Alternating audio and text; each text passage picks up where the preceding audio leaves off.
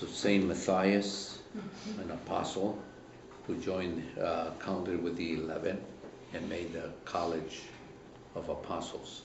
Let's see what it reminds us here. Of course, in the first century, we don't have an exact date when he was martyred.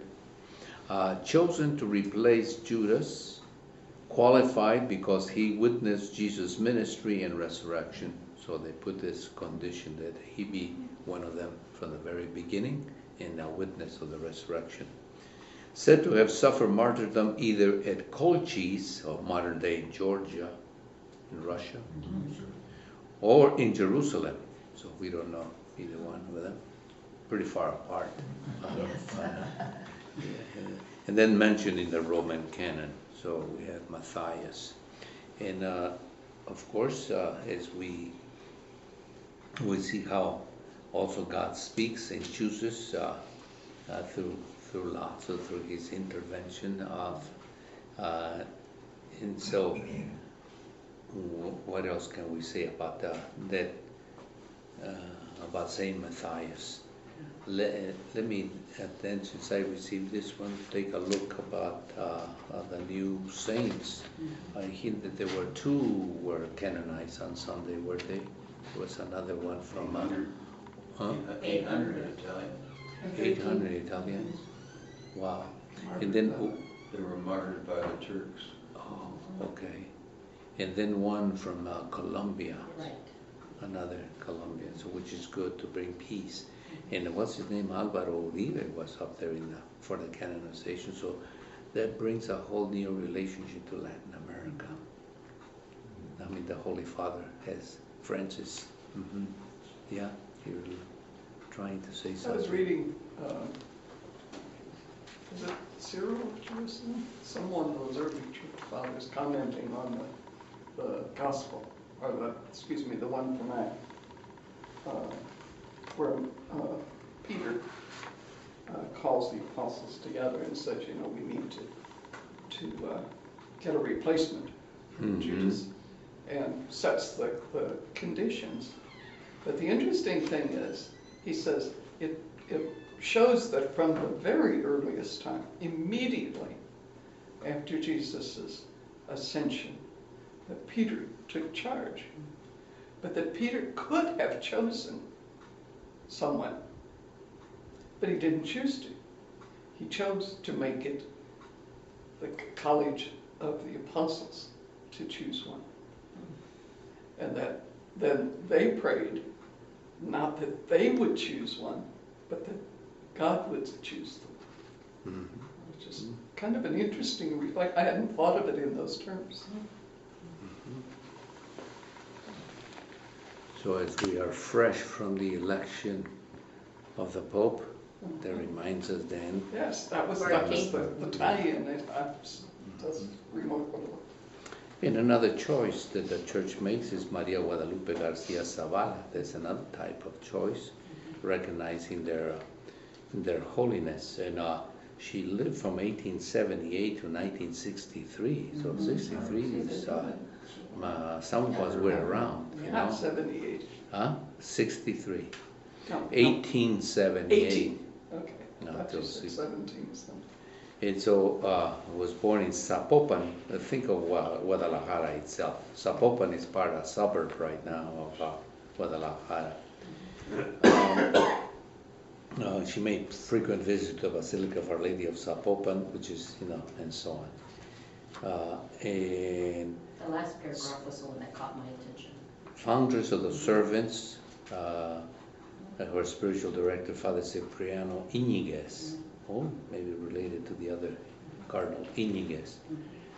Then she started a new congregation, which officially began in 1901, was known as the Handmaids of Margaret Mary Alacoque and the Poor. Poor with the poor. She worked as a nurse, giving assistance to the first patients that were welcome into their hospital, and so on. At this time, the Mexican government is trying to suppress all these hospitals, clinics, schools, and everything that the church has, just to impoverish it. And now she, at the very same moment, she's creating a whole new hospital, a whole new congregation. And in fact, during those years of 26 to 29, there's so many religious orders like the Spiritans, or missioners of the Holy Spirit. They're not called Spiritans, they're missionaries of the Holy Spirit. She was then, she was convinced that it was only through loving and living poverty that one could truly be poor with the poor. Simplicity, humility, willingness to excel. At times of dire straits, Mother Maria asked her spiritual director for permission to go begging in order to collect money for the hospital. Together with the other sisters, she would seek offerings until the needs of the hospital and patients were met, and would ask no more than was necessary. So now, risking life to help those hiding, this is the part that I was thinking of, is that from 1911 until 1936, the political religious situation in Mexico became uneasy, and the Catholic Church underwent persecution. You already know all those things. Mother Maria put her own life at risk to help the priest and the Archbishop of Guadalajara to go into hiding in the hospital. He hid there, as we first know this thing, but he also hid in the hills. And Blessed Anacleto Gonzalez was martyred in one of his terrible, they wanted to find out through him where he was hiding, but they did not. She did not limit her charity simply to helping the righteous, but also gave food and care to the persecutors who lived near the hospital. It was not long before they too began defending the sick in the hospital run by the sisters. Got converted. Then the last 2 years of Mother Maria's life were lived in extreme suffering because of a grave illness. And on June 24, 1963, she died at the age of 85. And that's quite a bit, because if you have gone through all those years of suffering, of privations, no hospitals, no clinics, no education, and just a lot of upheaval and poverty, that to live 85 is something remarkable. I mean, when you live 60 years, 55, 60, that was the end. So when it's the 85. During the lifetime of the foundress, 11 foundations were established in the Republic of Mexico.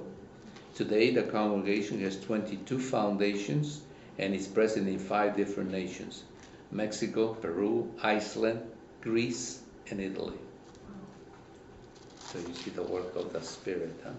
And there is the Mother Maria. So we'll continue and ask the Lord to give us the protection of Saint Matthias, and now a new protection as well from heaven and Mother Maria.